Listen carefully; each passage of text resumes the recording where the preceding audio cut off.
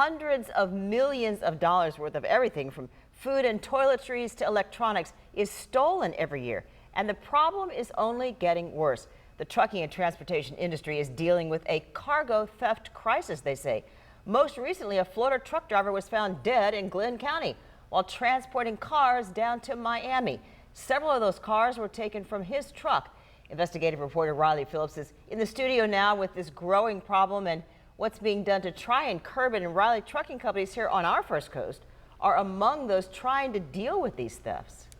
Yes, trucking companies all across the state of Florida and the rest of the country are seeing this rise in cargo thefts. Even companies here in Jacksonville are losing truckloads of goods.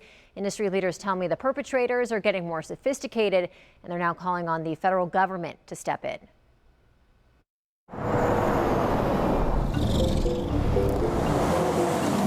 Magellan's a third-party brokerage. What started as a small family business has grown into a one-stop shop transportation and logistics company. Thomas Piatek is the head of risk management for Magellan Transport Logistics in Jacksonville. Like many trucking companies around the country, Piatek says they've had cargo stolen. It's definitely something over the past 2 years that has been an issue. You know, we were affected early on in the wave that's come across.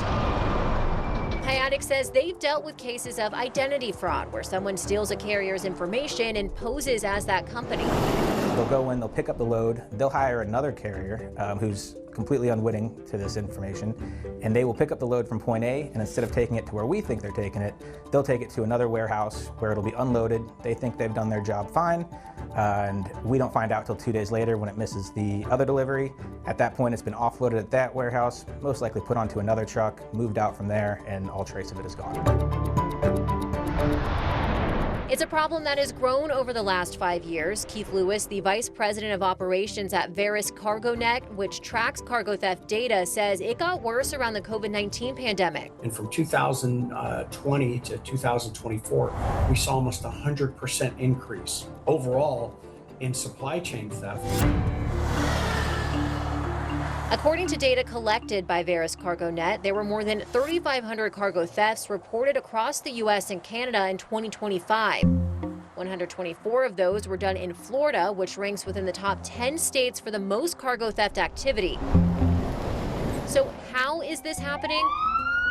I spoke with a state trooper with the Florida Highway Patrol who investigates cargo thefts. We are not naming him or showing his face because he's currently working undercover. He tells me how cargo theft gets stolen varies, but it usually involves a major theft organization or MTO. Sometimes these MTOs commit what's called a straight cargo theft when a driver stops the truck to rest. These MTOs will take advantage of that, and they will burglarize these semi-trailers as they're sitting to see what the freight is inside and see if it's something that they're going to steal. But he says these MTOs are evolving. They're now using fraud to steal shipments, where MTOs are hacking a company's online system to change names, manipulate email addresses, even using GPS jammers.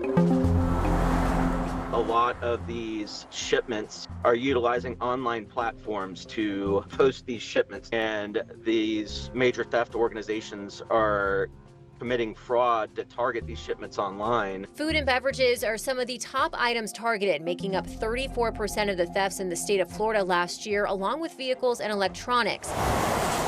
The state trooper tells me most of the stolen goods are taken to South Florida, where they're sold before a company can even report the theft to law enforcement. CargoNet estimates companies lost nearly $725 million worth of goods in 2025, a 60% jump from 2024. And Lewis says those losses are being felt by the consumers. It's almost like this has become an accepted practice now. It's just a cost of doing business. And as we say, this is the new norm. So we bake this cost back into the price of goods. Industry leaders are now working on ways to curb cargo thefts. Joe Orr with the National Motor Freight Traffic Association says they're focusing on cybersecurity and helping trucking companies get ahead of fraud. A lot of this starts with someone clicking on an email, someone getting access into the system. A lot of it, so some of it is real basic, like use multi-factor authentication. IATIC says Magellan has already adapted to this growing trend, changing the way they vet carriers and identify drivers. He now hopes more help is on the way to protect companies. Maybe a central point of command that can work with multiple different jurisdictions and different agencies and come back to them as the center point. That would be great for us.